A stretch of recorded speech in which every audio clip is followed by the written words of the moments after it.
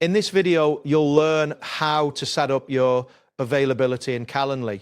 By following these steps, you will be able to manage your scheduling preferences effectively and ensure that your availability is clearly communicated to others. Begin by opening the Calendly website. If you are not already logged in, enter your credentials to access your account.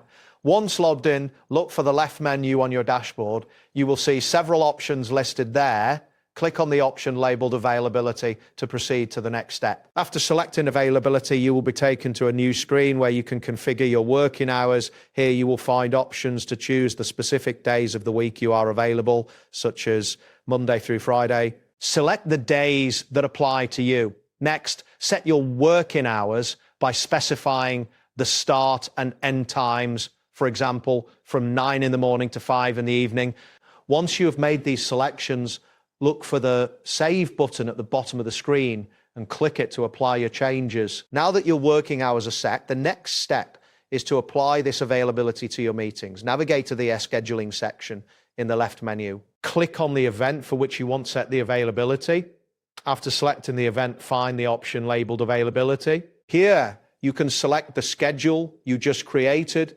Once you have made your selection, ensure that you click Save to confirm these changes. Connecting your calendar is a crucial step to ensure that your availability is accurately reflected. To do this, go to the Integrations and Apps section in the left menu. Look for the option to connect your Google Calendar. Click on it and follow the prompts to link your calendar to Calendly. This connection is important as it allows for busy times to be automatically blocked off, preventing double bookings and scheduling conflicts. Once you have completed these steps, your availability in Calendly will be set up correctly. You have successfully configured your working hours, applied them to your meetings, and connected your calendar to ensure seamless scheduling.